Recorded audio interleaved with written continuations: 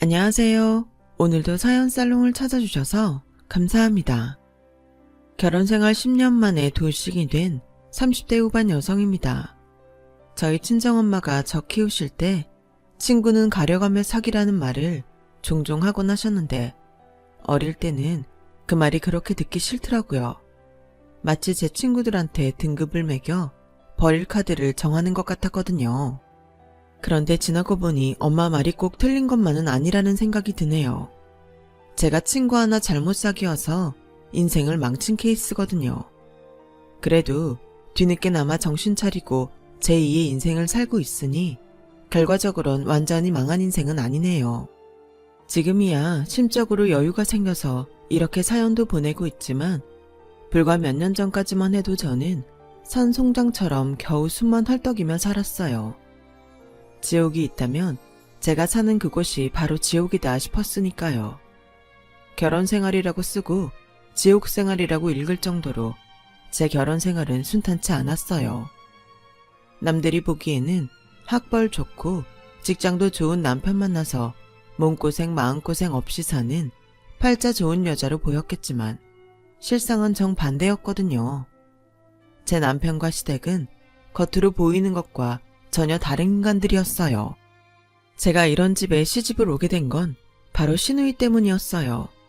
신우이와 저는 중고등학교 동창으로 흔히들 말하는 베프였어요. 등하굣길과 쉬는 시간, 점심시간에도 늘 함께할 정도로 꼭 붙어 다녔죠. 지방에 살다가 중학교 1학년 때 서울로 이사를 온 저는 한동안 친구를 못 사귀어서 혼자 다니고 있었어요. 그때 처음 제게 말을 걸어준 사람이 이후 제 시누이가 된 상이었어요. 우리는 알을 깨고 나와 처음 본 사람을 어미로 알고 따른다잖아요. 저 역시도 제게 처음 말을 걸어준 친구가 너무 고마워서 철석같이 믿고 따랐어요. 때로는 썩 내키지 않은 일일지라도 상이가 원하면 들어주곤 했었죠.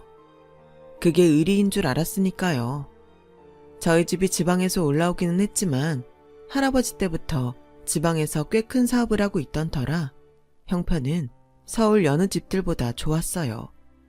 반아이들은 제가 지방에서 올라왔다는 사실만으로 못 사는 집 아이일 거라고 지레 짐작하고 무시하곤 했었지만요. 당시엔 흔치 않던 애플사의 일체형 컴퓨터도 오빠랑 하나씩 각각 사용할 정도였고 미국 비자를 받기 어려운 시절에도 크리스마스와 연말을 보내러 가족과 함께 뉴욕으로 여행을 갈 정도의 재력이 있었어요. 서울로 이사를 온 건 아빠가 할아버지 회사에서 독립해 새로운 사업을 시작했기 때문이었죠. 할아버지 댁에서 함께 살 때보다는 덜 풍족했지만 그래도 남부러울 일 없는 생활이었어요. 아빠는 사업차 일본으로 자주 출장을 가시곤 했는데 집에 돌아오실 때마다 학용품과 예쁜 도시락통을 사다 주시곤 했어요.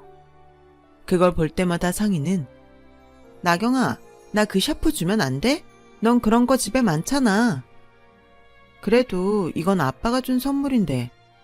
야, 친구끼리 그 정도도 못 주니? 너한테 정말 실망이야.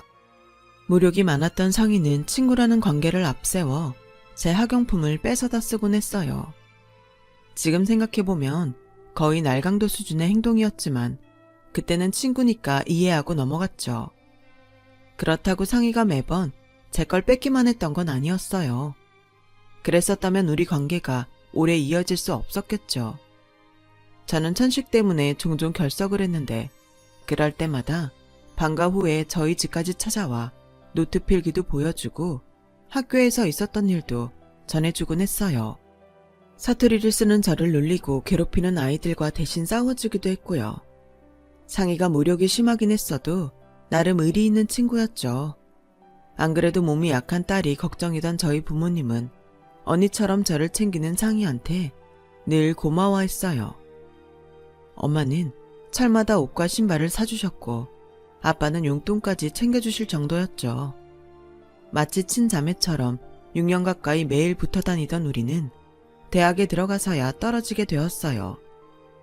항공기 승무원이 되고 싶어 했던 상희는 전문대 항공운행학과에 들어갔고 교사가 꿈이던 저는 사범대에 들어갔거든요.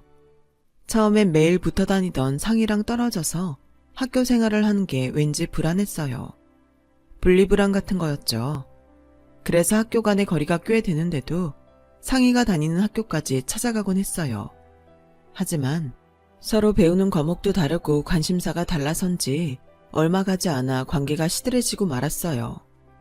눈에서 멀어지면 마음에서도 멀어진다는 말은 연인 사이에서만 국한되는 게 아니더라고요.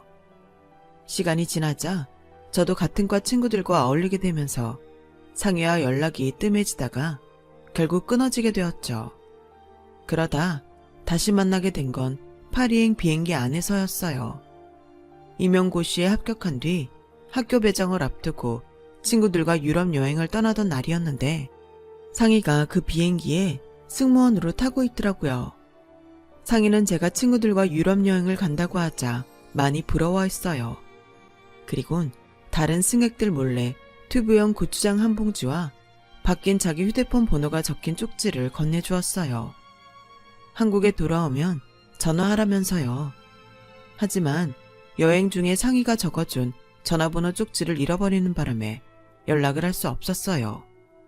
그런데 어떻게 알았는지 상희가 제 휴대폰으로 연락을 했더라고요. 야, 내가 너 전화번호 알아내느라 얼마나 고생했는지 아냐? 암튼 그건 됐고 일단 당장 만나자. 나 너한테 꼭 할 말이 있거든. 오늘? 오늘은 안 되는데. 오늘이 우리 아빠 생신이거든. 가족끼리 식사 약속이 있어서 오늘은 안 되고 이번 주 토요일 어때? 그랬더니 상희는 오늘 꼭 봐야 한다며 한사코 만나자고 하더라고요. 나경아, 그럼 내가 그리로 갈게. 오랜만에 나도 아버님 생신 축하해드리면 좋잖아. 내가 케이크 사갈까? 아니면 꽃? 가족 모임이라고 하는데도 굳이 찾아오겠다고 하는 바람에 할 수 없이 장소를 알려주었어요. 그랬더니 분위기가 한창 무르익자 상희가 백에서 봉투를 꺼내더라고요. 아버님, 어머님, 저 결혼해요. 오셔서 자리 좀 빛내주세요. 저희 집이 친척이 별로 없어서 초대할 하객이 별로 없거든요. 딸 친구도 딸인데 도와주세요. 5년 만에 나타나서 청첩장을 내미는 상희 모습에 저희 부모님은 입만 떡 벌릴 뿐 아무 말씀도 못하셨어요.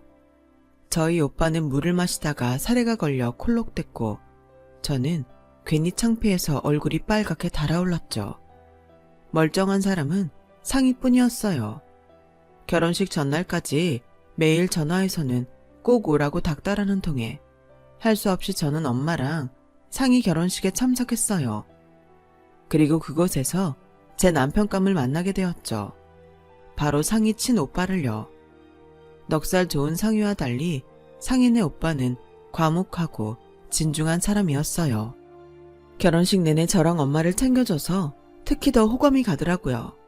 그런데 나중에 알고 보니 그게 다 계획적인 행동이었더라고요. 상희가 저랑 자기 오빠를 연결해줄 생각으로 치밀하게 짜놓은 덫이었죠. 그날 상희 오빠의 행동에 호감을 느낀 건 저뿐만 아니라 저희 엄마도 마찬가지였어요. 사람도 마음에 드는데 거기다 명문대 출신에 대기업 다닌다고 하니까 엄마는 내심 사윗감으로 탐내시는 것 같았어요. 집에 돌아와서도 상희 결혼식 얘기는 않고 아빠한테 상희 오빠 얘기만 주구장창 하시더라고요. 사람이 참 남자답고 좋더라고요. 우리 나경이 짝으로 딱이에요. 집에 언제 한번 부르면 어떨까요? 거참, 남녀 문제야 당사자들 마음이지 당신이 참견할 일이 아니야. 나경이가 좋다면야 어쩔 수 없지만. 아빠는 엄마가 상희 오빠를 제 결혼 상대로 꼽자 탐탁지 않으신지 불편한 기색을 보이셨어요. 하지만 엄마는 아빠의 이런 반응에도 아랑곳 않고 결혼식장에서 받은 상희 오빠 명함을 꺼내드셨죠. 나경아, 네가 이 번호로 전화 좀 해봐라. 아까는 고마웠다고 인사차 했다고 하고 어서. 뭘 그렇게까지 해. 나중에 할게. 얘는 나중에 언제. 고맙다고 엄마가 밥 한 번 산다고 그래. 아니다. 그냥 네가 산다고 하고 따로 만나자고 해봐. 혹식도 아니? 인연이 되면 우리 집 사람 될지. 공격적인 엄마의 행동에 저는 괜히 싫은 척했지만 실은 저도 속으로 따로 만나보고 싶었어요. 그래서 엄마 등살에 못 이기는 척 문자를 보냈죠. 아무래도 직접 전화를 하는 건 좀 부담스러워서요. 그랬더니 바로 단문이 왔더라고요. 오히려 와줘서 고맙다며 자기가 밥을 사고 싶다면서 언제 시간이 되냐고요. 그 일을 계기로 저는 상희 오빠랑 사귀게 되었어요. 처음엔 상희한테 비밀로 하고 만났다가 3개월쯤 지나 상희한테 말했어요. 그랬더니 안 그래도 자기가 우리 둘 엮어주려고 했는데 알아서 둘이 사귄다니 잘 됐다고 하더군요. 그러면서 둘이 만나게 된 건 다 자기 덕분이니까 결혼하게 되면 자기한테 명품 백 하나는 사줘야 한다고 엄청 생색을 내더라고요. 그때는 별 생각 없이 알겠다고 하고 잊고 있었는데 이듬해 오빠랑 결혼을 하게 되자 상희가 기다렸다는 듯 그 얘기를 꺼내더라고요. 괜히 내 백 고르느라 시간 낭비하지 말라고. 내가 직접 백 넘버까지 적어왔으니까 이걸로 사줘. 상희가 사달라고 한 C사 명품 백은 10년 전인 당시 가격으로 800만 원이 훌쩍 넘는 모델이었어요. 그런데도 미안한 기색 하나 없이 당당하게 사달라고 요구하더라고요. 아무리 친구지만 뻔뻔한 그 행동에 기분이 상할 대로 상한 저는 따로 남편을 불러 한 소리 했어요. 오빠, 상희쟤 정말 너무한 거 아니야? 아무리 그래도 그렇지 어떻게 1000만 원 가까운 가방을 사달라고 그러냐? 아, 기집애. 그래도 어쩌겠어. 사실 우리 연결해준 건 상희잖아. 그냥 눈 딱 감고 사줘. 괜히 이런 일로 결혼식도 하기 전에 적으로 돌릴 필요는 없잖아. 명품백 사주고 시누이 시집살이 안 하고 살면 그게 이익 아냐? 이익은 무슨 이익? 괜히 예단비만 왕창 더 들게 된 거지. 기집애. 명품백까지 받고도 시누이 노릇 하려들면 그땐 가만 안 둘 거야. 분하긴 했지만 비싼 예단해주는 셈치고 시누이 예단으로 백을 샀어요. 그런데 시댁에 예단을 보낸 그날 상희한테 전화가 왔지 뭐예요. 자기 몫에 예단이 안 왔다고요. 무슨 소리야? 네 백은 오빠 편에 직접 보냈는데 다시 한번 잘 찾아봐. 백? 내 거 백으로 샀어? 어디 거? 얜 자다가 봉창 두드리나. 네가 사달라는 모델로 사서 보냈잖아. 샤넬 걸로. 그랬더니 상희가 기가 막힌다는 듯 헛웃음을 치는 거예요. 그건 너랑 오빠 연결해준 거에 대한 답내고 내 몫의 예단은 따로 해야지. 너 설마 백 하나로 이거저거 다 퉁치려고 그랬던 거야? 어이없다 정말. 너 그렇게 안 봤는데 사람이 참 쪼잔하구나. 암튼 난 그 백은 예단으로 못 쳐주니까 내 몫의 예단은 꼭 보내줘. 야, 너 정말 이럴 거야? 모르는 사이도 아니고 친구 사이에 어쩜 남보다 더하니? 그건 내가 할 소리야. 너야말로 친구 사이에 남들보다 더 해주면 몰라도 그깟 시누이 예단에 돈이 얼마나 든다고 그걸 빼냐? 나 이번 일 정말 서운해. 이러고도 우리 집에 시집와서 네가 편할 것 같니? 어림없어 기집애야. 상희는 오히려 지가 성을 내고는 전화를 끊었어요. 800만 원도 넘는 백을 받아놓고도 예단을 따로 해달라니 이게 정신이 제대로 박힌 사람인가요? 하도 열이 받아서 씩씩대고 있었더니 엄마가 제 방에 들어오셨어요. 밖에서 통화 내용 다 들으셨다면서 얼른 백화점 가서 화장품 세트라도 하나 사서 갖다주고 끝내라고요. 친구로 만날 때나 친구지 이젠 네 시누이 아니니? 예전에도 상희 걔가 무력이 좀 심했니? 툭하면 네 옷이며 가방, 심지어 지한테 맞지도 않는 네 운동화까지 뺏어갔었잖아. 오죽하면 내가 네 거 살 때 상희 거도 같이 사서 줬겠니? 괜히 결혼 전부터 얼굴 붉힐 거 없이 하나 사주고 끝내. 그래야 네가 편해. 누구보다 상희를 잘 아는 엄마는 옛다, 이거나 먹고 떨어져라 하는 심정으로 하나 사주라고 하셨어요. 생각 같아선 1000원짜리 양말 한 켤레도 사주고 싶지 않았지만 앞으로 있을 평탄한 결혼 생활을 위해 엄마 말대로 화장품 세트를 남편 편에 보냈어요. 그리고 한 달 뒤 결혼식 날이 됐어요. 상희는 마치 자기 결혼식인 것처럼 하얀 프릴 원피스를 입고 왔더라고요. 그 모습에 결혼식장을 찾은 고등학교 동창들은 다들 한마디씩 했어요. 어머어머, 쟤 미쳤어. 오늘이 지 결혼식인 줄 아나 봐. 상희 제가 예전부터 좀 그랬잖아. 나경이 학용품 뺏어서 애들한테 자랑질하고 다니고 어디서건 지가 주목받으려고 그러고 지 버릇 개 못 준다더니 나경아, 너 정말 괜찮겠니? 저럼 입상 신우이랑 어떻게 사니? 친구들 걱정만큼이나 저도 걱정이 앞섰어요. 학창시절엔 몰랐는데 성인이 되고 보니 하나부터 열까지 상의의 단점만 보이더라고요. 그동안 저런 애랑 어떻게 절친으로 살았나 싶을 정도였죠. 그런데 이게 끝이 아니었어요. 결혼식을 마치고 호텔에서 하룻밤을 보낸 뒤에 다음날 이른 아침 비행기로 신혼여행을 떠나기로 했는데 글쎄 밤 12시가 다 돼서 상희한테 전화가 왔더라고요. 새벽부터 메이크업 하랴 드레스 입으랴 하루 종일 시달린 탓에 호텔에 들어오자마자 그대로 뻗었던 저는 잠결에 전화를 받았어요. 그랬더니 뭐라는 줄 아세요? 나경아, 자는데 깨워서 미안. 내가 내일 전화하려고 했는데 급하게 내일 오전에 비행 스케줄이 잡혀서 지금 아니면 말할 시간이 안 될 것 같아 전화했어. 너 자야 되니까 용건만 간단히 말할게. 오늘 결혼식에 온 고등학교 동창들 말이야. 이런 말하기 뭐하지만 실은 걔들이 나보고 온 거거든. 내가 우리 오빠 결혼식이라고 모바일 청첩장 죄다 뿌렸는데 걔들이 글쎄 축의금을 신부 측에 냈다지 뭐야. 그래서 말인데 그거 돌려줬으면 해. 나보고 온 하객들이니까 축의금은 내가 받는 게 맞잖아. 안 그러니? 재희, 지영이, 정미 또 누가 왔더라? 암튼 내가 식장에서 본 애들만 해도 8명은 되더라. 걔들이 낸 축의금 내 계좌로 좀 붙여줘. 5만 원씩만 했어도 40만 원인데 안 받고 넘기기엔 좀 큰돈이잖아? 야 전상희, 너 고작 그 말하려고 자는 사람 깨워가며 전화한 거야? 너 정말 제정신이니? 그리고 걔들 네 동창이기도 하지만 내 동창들이기도 해. 네가 모바일 청첩장을 뿌렸으면 뭐. 난 걔들 직접 만나서 밥 사고 술까지 사면서 종이 청첩장 돌렸어. 걔들 결혼식에도 다 갔었고. 근데 넌 걔들 결혼식에 가긴 했니? 안 갔지? 애들이 그러더라. 네 결혼식 땐 자기들 죄다 부르더니 정작 자기들 결혼식엔 네가 코빼기도 안 비추더라고. 그래놓고 뭐? 축의금을 내놓으라고? 싫어. 못 줘. 내가 그 돈을 쓰레기통에 버리는 한이 있어도 너한테는 절대 안 줘. 사람이 양심이 있어야지. 제발 인간답게 좀 살자. 열이 확 올라서 꽥 질러버렸어요. 그 바람에 옆에서 자고 있던 남편이 잠에서 깼더라고요. 무슨 일이야? 자기 상이랑 싸웠어? 그냥 좋게 좋게 끝내지. 왜 그랬어? 좋게 좋게? 자기도 자기 동생이 하는 꼴을 보라고 좋은 말이 나가나. 새벽부터 준비해서 공항 가야 되는 거 뻔히 알면서 전화에 뭐라는 줄 알아? 오늘 결혼식에 온 동창들이 낸 축의금 자기 달래. 그 말 하려고 이 시간에 자는 사람 깨워가며 전화한 거래. 그런데 좋은 말이 나가겠어?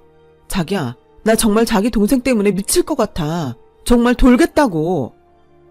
상희는 결혼식 전부터 사사건건 사랑 꼭지 돌게 만들더니 기어이 신혼여행 가는 날까지도 저를 열받게 했어요. 이건 친구도 뭐도 아니었죠. 하도 얄미워서 신혼여행을 마치고 돌아올 때 신우이 내외 선물은 일부러 안 사왔어요. 사주고 싶은 마음이 생겨야 선물도 사주는 거 아니겠어요? 그랬더니 제가 이혼하는 그날까지도 상희는 신혼여행에서 자기 선물 안 사온 걸 트집 잡더라고요. 모르긴 해도 제가 이혼을 안 했으면 둘 중 하나가 죽는 날까지 그 얘기를 했을지도 몰라요. 상희의 여우 같은 짓은 10년간의 제 결혼기간 내내 이어졌어요. 그런데 살아보니 시댁의 여우는 신우이 혼자가 아니더라고요. 도대체 신우이가 누굴 닮아서 일어나 했는데 딱 저희 시어머니였어요. 시어머니는 노래교실 강사를 하시는데 사람들 앞에서는 서글서글하고 사람 좋은 얼굴을 하시지만 집에서는 완전 다른 모습이었어요. 집안에 경조사가 있을 때마다 매번 저희 친정 부모님께 연락해서 조의금이랑 축의금 뜯어가는 건 기본이고 김장철마다 저희 친정에서 김치까지 얻어다 드셨거든요. 안 싸둔 올해 김장은 안 하세요? 우리 바깥 양마디 안 싸둔 김치가 아니면 김치에 젓가락을 안 대잖아요. 올해도 내가 염치불고하고 김치 구걸하게 생겼다니까요. 기왕 하시는 거 꼬들빼기도 조금만 해주십사 하는데 어떻게 안 될까요? 많이 할 거 없이 김치통으로 한 통만 부탁할게요. 내가 김장비라도 조금 들어야 하는데 워낙 잘 사는 집이라 10,000원짜리 몇 장 내밀기도 창피하고 그래도 받지도 않으실 것 뻔해서 매번 입으로 인사만 합니다. 배추김치에 알타리에 파김치, 거기다 꼬들빼기까지 다 퍼가면서 매번 말로만 하는 인사로 퉁치세요. 어디 그뿐인 줄 아세요? 저희 집 김장날이면 귀신같이 알고 신우이가 자기 남편까지 대동하고 찾아와서는 김치 퍼가는데 정말 쌍욕이 목구멍까지 차오른다니까요. 그러니 그 많은 양을 하려니까 매번 김장 때마다 돈 주고 사람까지 사서 김장을 담가야 했어요. 그래서 참다 못해 남편한테 한 소리 했더니 뭐라는 줄 아세요?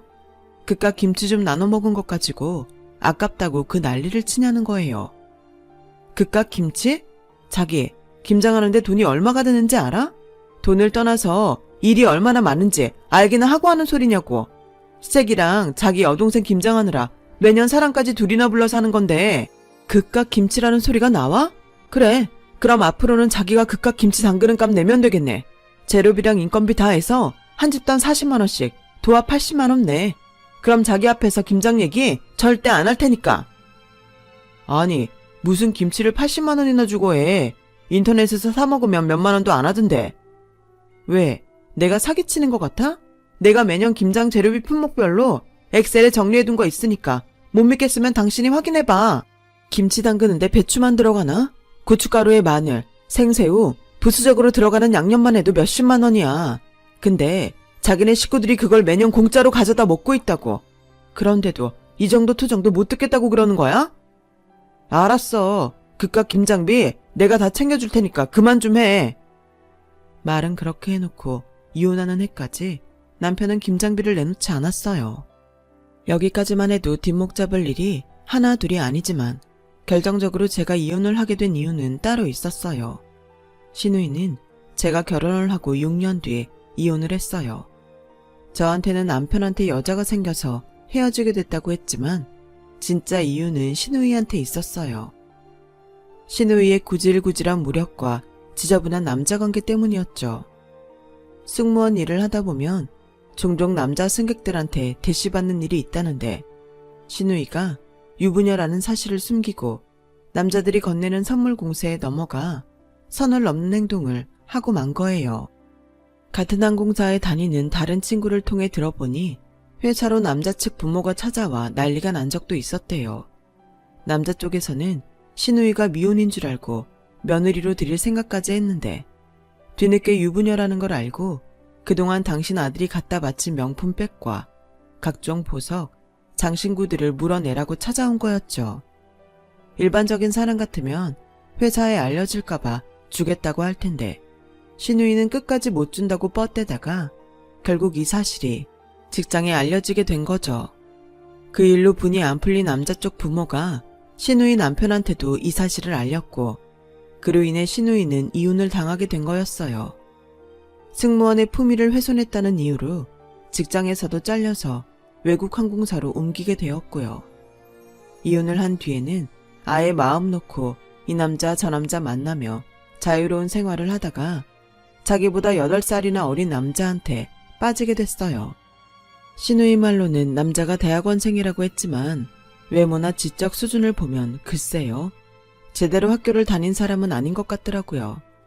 젊은 남자한테 빠진 신우이는 그동안 만났던 남자들한테 받았던 명품들을 팔아가며 데이트 자금과 나이 어린 남자친구의 선물을 사날랐어요.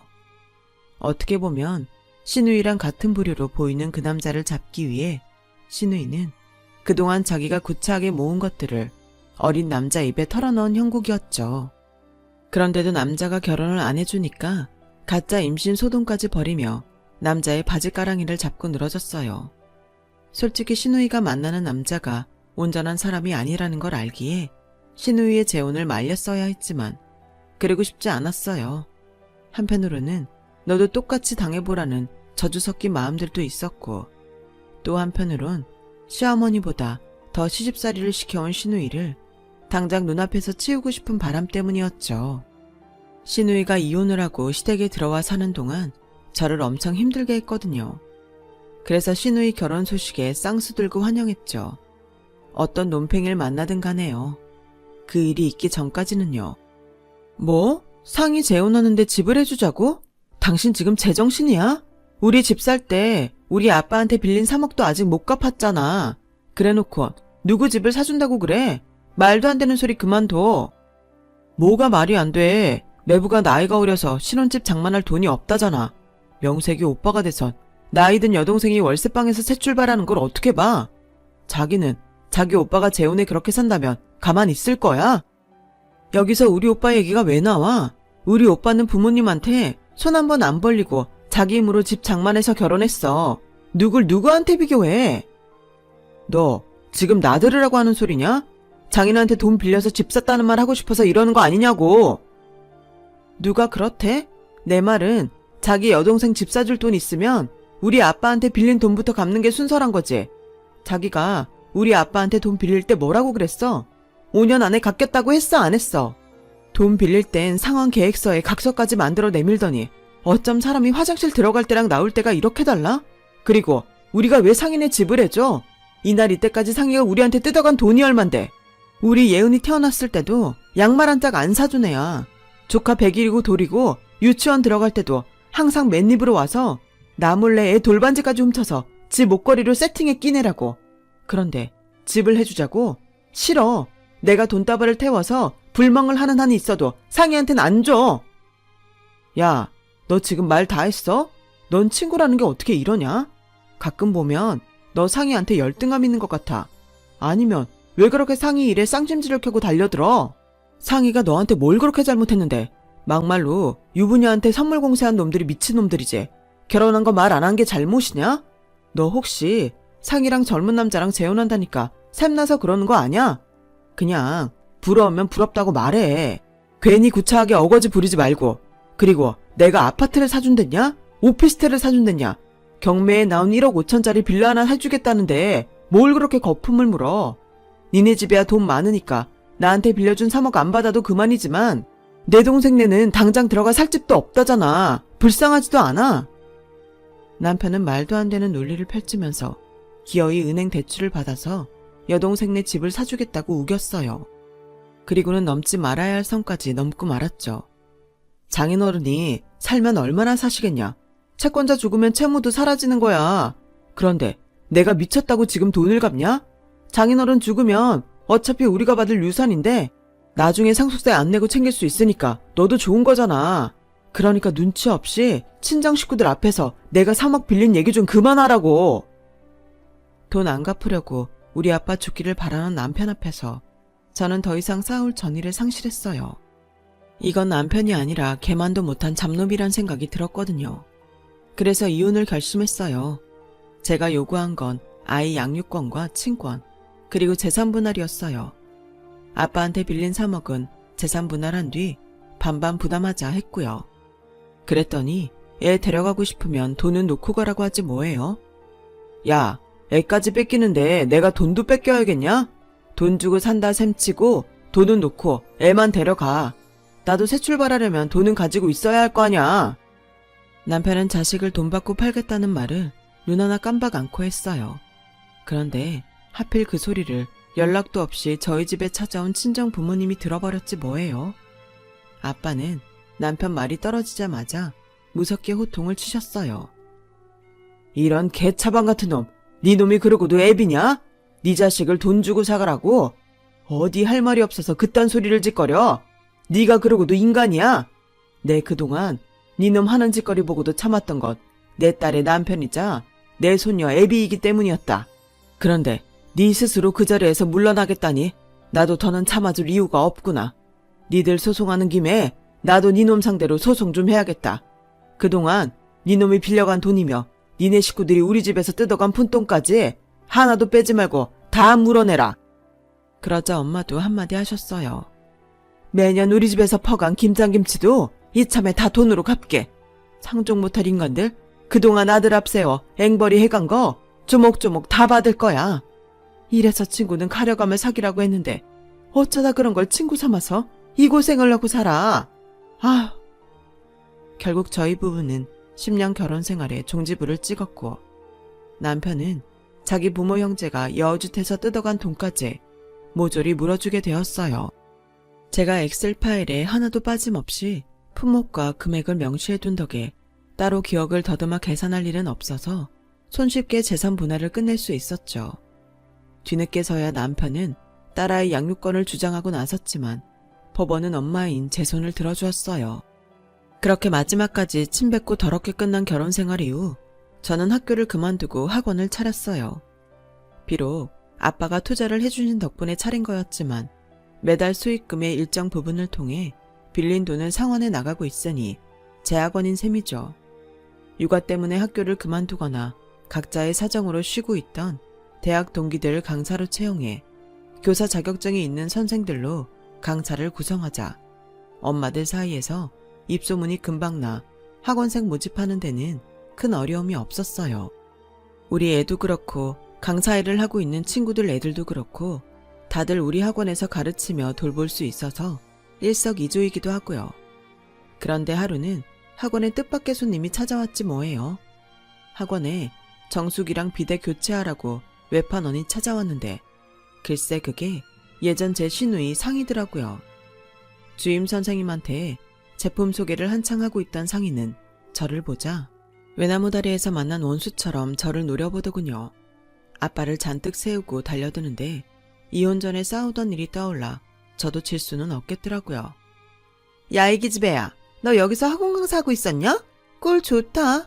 학교 선생도 잘리고 이런 데서 일하는 거 보니 네가 우리 오빠랑 이혼하는 바람에 나 우리 재민 씨랑 결혼도 못 해보고 파혼까지 했어 이년아. 오늘 아주 잘 만났다.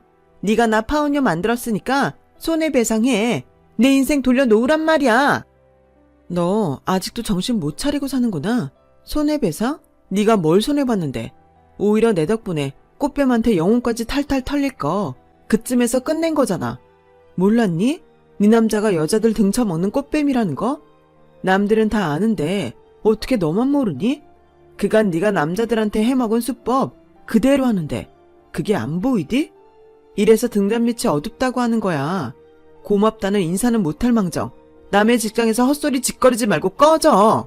알량한 외국 항공사 승무원 자리도 구질구질한 남자분들 때문에 잘려서 그 업종에 발도 못 디민다는 소문은 내가 익히 들었다.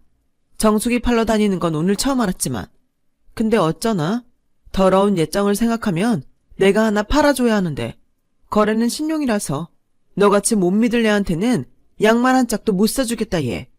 그리고 말이야 너처럼 구질구질하고 인생 막 사는 인간이 드나들면 내 학원 질 떨어지니까 앞으로 이 동네에 오더라도 내 학원은 들어오지 말아줘. 내 말 알아듣겠니?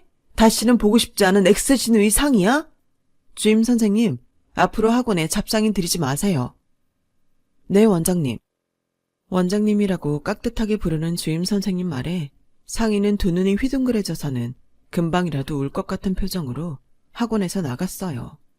그 모습에 10년 묵은 채증이 쑥 내려가는 것 같더라고요. 언제 어디서 다시 만날지 모르는 게 인간관계라고. 그래서 인생은 함부로 살면 안 되는 건가 봐요.